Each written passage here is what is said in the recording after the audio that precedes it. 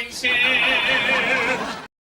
Hello, everyone. Good morning. Welcome to the Disney Morning Show. I am Kyle, and joining me this morning is Luke. Hello, good morning. Arrivederci. No, that's goodbye. I think so. Yeah. You could say Never aloha. mind then. Let's say some alohas before we get started. Aloha, not arrivederci to Fred Ramirez, top of the morning to hello to Spencer Walker, Genie Plus, Geo, and Nikki B, who watched both Incredibles movies yesterday. Da-da-da-da-da. I haven't seen Incredibles 2 since it came out, but I remember really liking it when it came out. I wonder, maybe that will be relevant to conversations we'll have today. But first, let's check on the Disney stock price. On Friday morning, we checked the stock price and it was at 103.89. But now, 102.78. Even with all that boffo box office for Toy Story, I guess they don't like it. I was gonna say, I guess that wasn't enough to make. Sometimes things in the world overshadow things in the Disney world. It's very that might have something to do with it. But let's get to the news.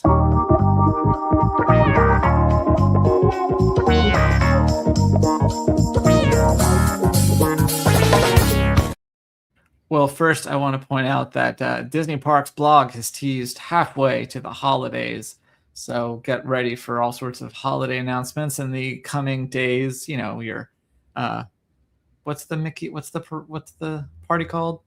Mickey's. I was going to say not so scary, but that's I not know. right. I just left my brain entirely. Mickey's Very Merry Christmas Party. That's what it's called. Yeah. Maybe some different character dining Christmas things, Christmas fireworks, maybe. Who knows? Yes. We'll find out shortly. Although I can wager to say that it will probably be pretty similar to years past. And don't forget Jollywood Nights. In those Jollywood hills. Maybe this year I'll actually do it. Yeah. Probably not, but maybe. So stay tuned to Laughing Place, as we will surely have all the details on what we learn about. Geo has his holiday shirts ready for July. Christmas in July, always the best. Yes, even though halfway to holidays is now. Yes. Toy Story 5, you might have heard of it. It opened this weekend and had a $71 million opening day. That includes the Friday previews. That is the biggest preview opening since 2024's Deadpool and Wolverine, which had 96 million. Or did I say previews? I meant opening day. Okay. So behind that, but still a huge opening day. And in fact, estimated 160 million for the weekend, which is a record for the franchise and is the second biggest domestic animated opening. The first being Incredibles 2, which is, we were just talking about Incredibles 2. So yeah, very successful opening for Toy Story 5. Did you know you haven't seen it yet? You're seeing it with your parents? Yes, a couple of days from now. I have not seen it yet, but thought about it. Fred Ramirez saw it and said that it was better than 4, but not as good as the first 3. And everyone said that this is Jesse's movie and Bullseye as well. So he gives it 4 stars out of 5. And when I have this comment up here, I feel like I have to peek up to get over the comments. Yeah.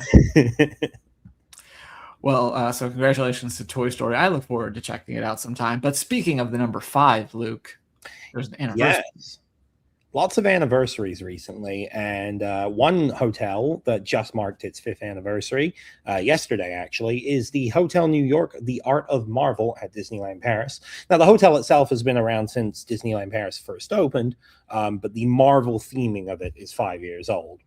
And they celebrated by giving everyone that was staying there on the night of the 21st this special comic that featured art from emerging artists who were mentored and trained by Marvel legends Elena Casagrande, Humberto Ramos, Ivan Coelho, and Adi Granov.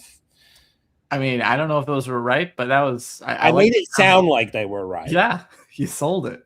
And the comic also featured a special foreword from C.B. Cebulski, which I always read as C.B. Sebulba, as in Star Wars. The editor-in-chief. Yeah. the editor-in-chief of Marvel Comics. So that was only for the anniversary itself, but if you're staying there within the next month or so, you can head to the Skyline Bar for a selection of iconic alcoholic and non-alcoholic cocktails, specially highlighted for the hotel's anniversary. Those will be around through July 31st. And there will also be a brand new dessert at the downtown restaurant, which they did not mention what said dessert is, but there will be one. And guests staying at any Disneyland Paris hotel can save 10% when spending 30 euros or more on a selection of merchandise at the hotel. And then the cast members got together for a celebration on the anniversary where they were joined with Agath, one of the two current Disneyland Paris ambassadors. Nice. Have you stayed at either version of that hotel?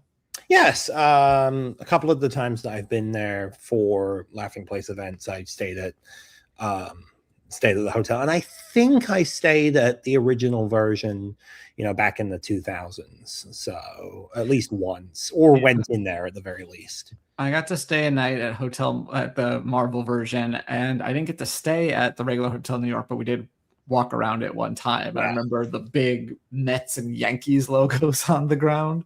Yeah, and some of the theme. There's like a little kids area, like off the lobby, where they're like and showing TV the art displays too are really cool. It's probably like, obviously, Disneyland Hotel is the best hotel there, but the Art of New York is the second best because it has a very convenient location and very modern, comfortable rooms, which I can't say the same about Newport Bay. They have air conditioning. That's a key. Yes. Marvel's air conditioning works decently well. Speaking of refreshing. Yeah, with a pun that I wish I came up with, but I gave you credit for it until I didn't actually read the article. I just read the headline because why would I? So Tropical Smoothie Cafe, which is a franchise of smoothie places you can find around Florida. I think they have some in California. You can find them around the country. Last year, they did a collaboration, their first collaboration with Disney for Lilo and Stitch. And this year, they have a new collaboration with the live-action Moana. And you can get the cleverly named How Far You'll Mango smoothie. Which is blended with mango, pineapple, and guava, made for summer, delivering bright tropical flavors in a refreshing way. And the smoothie comes in two sizes. You can get it in a 12-ounce for kids or 24-ounce for adults. And each purchase also comes with a collectible sticker pack inspired by Moana's journey. So you can get the How Far You'll Mango smoothie at select locations through July 28th. Well, there you go. And while we're on the topic of summer, Jimmy Kimmel, as he's done for the past 6 years, is taking the summer off. This is built into his lucrative contract. And he'll have some returning and new guest hosts that'll be taking his place for, I think it's usually like a week at a time. It'll start off with Tiffany Haddish the week of July 6th. And some other returning guests include Anthony Anderson and Jelly Roll. And new this year, Ike Barinholtz and Coleman Domingo will be guest hosting. So keep an eye out for that. But Jimmy Kimmel Live will have new episodes all summer. It's just that they will have no Jimmy. Yeah. But we have Guillermo still. I don't know how Guillermo didn't get that good deal yet. He needs to renegotiate his contract. So. He will need some time off when he does Dancing with the Stars, though. He's not going to be on Kimmel all night. That is true, yeah. What are they going to do? I don't know. But you know who rules the summer? Kids. They're so cool, those kids. So there's been a thing going on with pin trading in Frontierland. Quite often you'd find like pin traders set up on benches there, like trading out of their massive books. It kind of became a spot for pin trading. Well, that's no longer, but in its place for Kids Rule Summer, they've set up some kids-specific pin trading boards that you can find here. And they've also introduced a lot of these in Disney World as well. You can figure it out by the board has a little red outline around it. So if that board has a red outline around it, the trading is just for kids, which I think is great for kids. Hopefully I don't accidentally walk by one and see a pin I really want and then get sad that I don't have a kid or that I'm not a kid and can't trade. But if you are a kid or if you have kids, this is a great way for them to get into pin trading without having to deal with some of the crazy sides of pin trading. This reminds me of the Vinylmation trading days. This box. Oh yeah, didn't they put them in like little boxes and then you could get them out? Yeah, it was like yeah. They were evenly sized, but yeah, like probably 12 in a box, and it was just like a black sheet, so you tell them what number and they'd open it up. We've been getting these, I have it right here, these trash cans.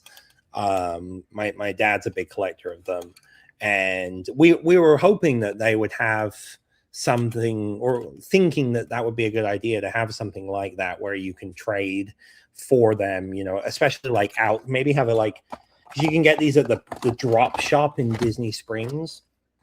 So maybe like having a trading area near there where you can trade those things. I feel like that would be fun, but that also takes away from merchandise space. So yeah, I forget all the rules with the Vinylmation one. Like, I feel like you could only do it once, and you didn't like, if they opened it and you didn't want it, you could reject the trade, but you couldn't sit there and like try all of them. I want to know about this Plinko board. So, yeah. Do you get a free pin if you get 5 points or something? That sounds fun. But I just like to see Plinko in the wild. Oh yes, my favorite Price is Right game. Also at Disneyland, near the Matterhorn, you can check out the Edelweiss Lodge, where it has seating for Edelweiss snacks, which is nearby. I love that this lounge is sponsored by Coca-Cola. But basically, this was an area that was a spot for FastPass back when that was a thing. And they've built a structure, give people some shade, and now you can enjoy your snack, grab a table. Also, probably a great place if you need to do work while at the Disneyland Resort. This is probably going to be one of the hot spots or cool spots, depending on how you look at it. I like that Coke sign. That's fun. Yeah. I'll go back one. So yeah, pretty nice theming, nice little addition to the park that, most guests might not notice, but we do, and we appreciate it. I was thinking working outside in the sun at Disneyland would be awful, but then I realized that California weather is actually nice, and you could probably get away with doing that, especially in the shade. Like, you'll feel it. Yeah. But the tip I tell everybody is, if you're gonna go to Disneyland, make sure that you have a sweater ready, because as soon as that sun goes down, it's going to be cold somehow. Yep. And that does not happen here at Walt Disney World. No, it does not. Or in Orlando. Forever hot. Yes. And sticky and gross. I feel worse when I step outside. I feel like I need a second shower immediately. Anyway, we are going to do the Disney Plus Top 10 because it's Monday. However, we're going to hold off until we do it with Sorcerer Streak. So we're going to move right along to Around LP.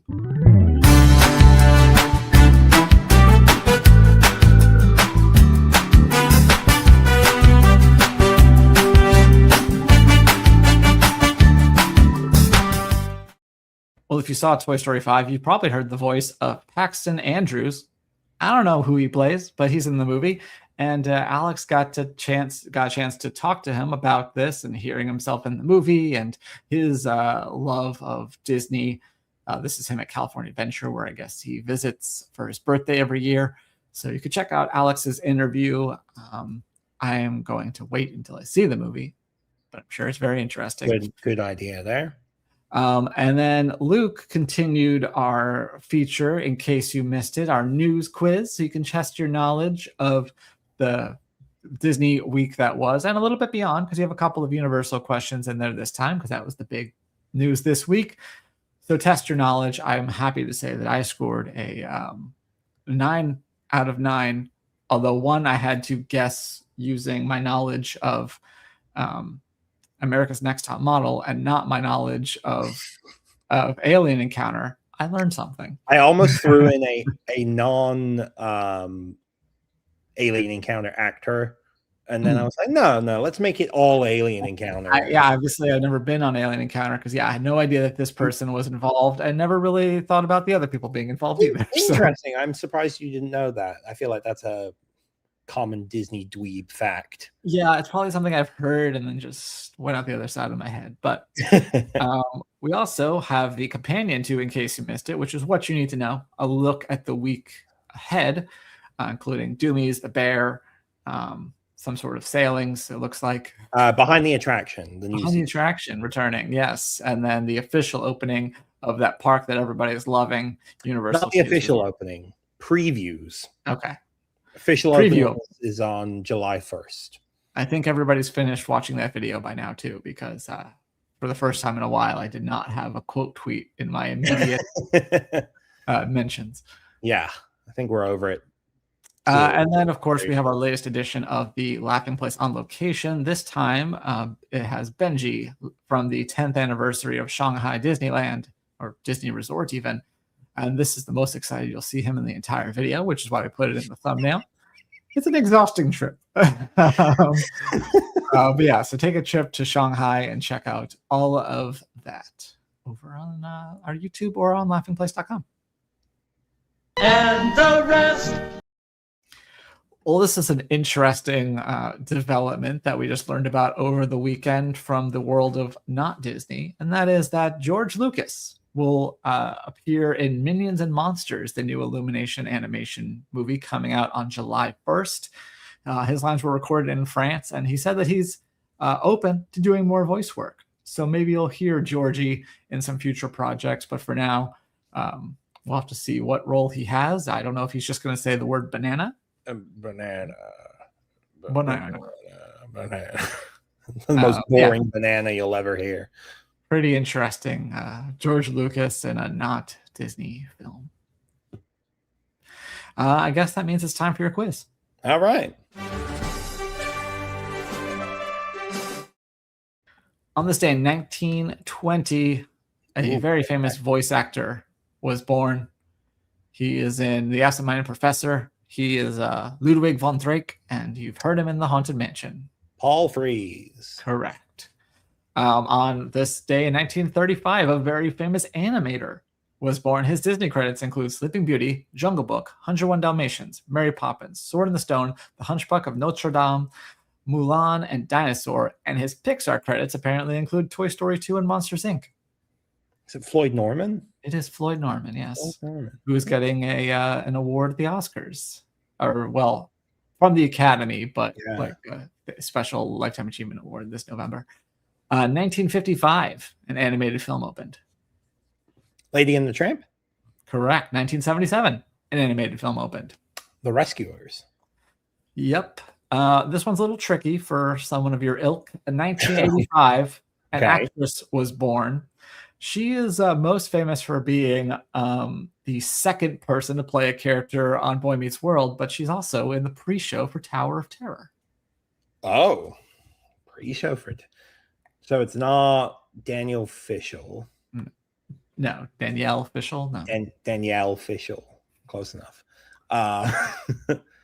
Yeah, no idea. Okay. Well, her name is Lindsay Ridgway. She's the little girl in the Tower of Terror pre-show, and she was the second person to play Morgan, the little sister on Boy Meets World.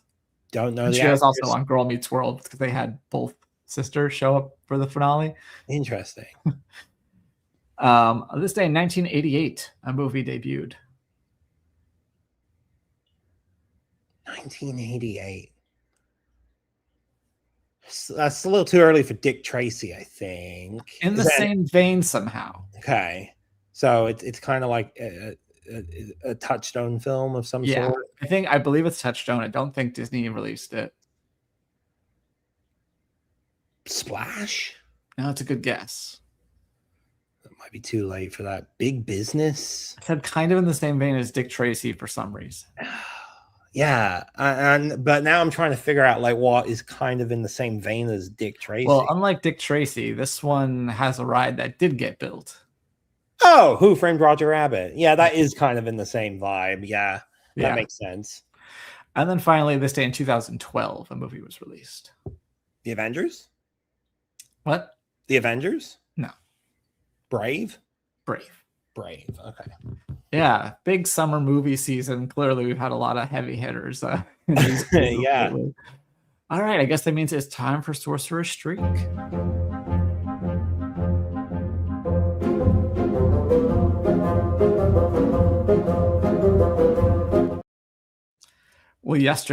Well, first of all, of course, shouldn't have done that. Hold on. Let me set things back the way they should be before it bothers me. Now we'll go. Yeah, I asked if Toy Story would make out more than 140 million. It made 160 million. And even though that is preliminary, I don't think it's going to be off by 20 million. So that is correct. Yesterday, I asked, will all 4 of the previous Toy Story films be in the Disney Plus top 10 at 10 a.m. Pacific? It is close enough to 10 a.m. Pacific, so we're going to go ahead and check.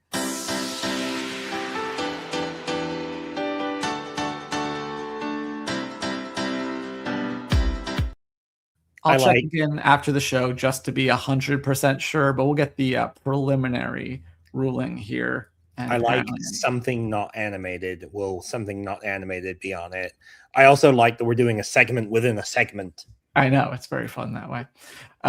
So Toy Story 5, A Special Look is number 1, so that doesn't count yet. Hoppers, Toy Story 4, Toy Story, Toy Story 2, and Toy Story 3. So unless something changes in the next 8 minutes, the answer is yes. All 4 previous Toy Stories are in the top 10. And the best Toy Story movies at the bottom. That's such I know.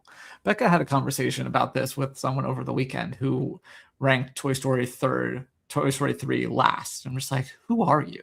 Yeah. Toy Story 4, obviously the last. Yeah. Simpsons Extreme Makeover Homer Edition in 7th. Good luck. Have fun. Don't die. Looks like a live action movie. Spider-Man No Way Home, I can confirm, is indeed a live action movie. So the answer to our question was yes, something non-animated will be in there. And then Hopper's Nature Ambience, which Tony shared a tweet with me where somebody said, oh, I tried to watch Hoppers. That movie sucked. It was just these animals sitting there. And so they clicked this instead of the actual movie. I think that's exactly what it is. It's people thinking it's the movie and then they click off. Which completely sells our theory that people are clicking Toy Story 5 thinking they can just watch that. That Special Look is very tiny. Yeah. I think Disney's definitely playing into that. But so like I said, preliminary, that's a yes, but I will check again in 7 minutes just to be sure. Let me go back to our question for today for Sorcerer's Streak. Apropos of nothing, because, they don't all have to be tied to something. Will Winnie the Pooh or one of his friends appear anywhere in an article's featured image, the one seen on the Disney News page, published between midnight and 5 p.m. Eastern tomorrow? You never know. These things are hit or miss. Maybe seems unlikely, but also not out of the realm of possibility. I mean, I did mention that we're getting that holiday news, and so sometimes, if there's if there's like a holiday dining that Pooh or friends are a part of, you never know. Let's check the leaderboard where Luke is still in first, but Kyle Burbank has 11. Just trying to catch him. Yeah, I got messed up by a couple of questions in the last week. I almost made it to 12. But the one that would have been my 12th, I think I got wrong.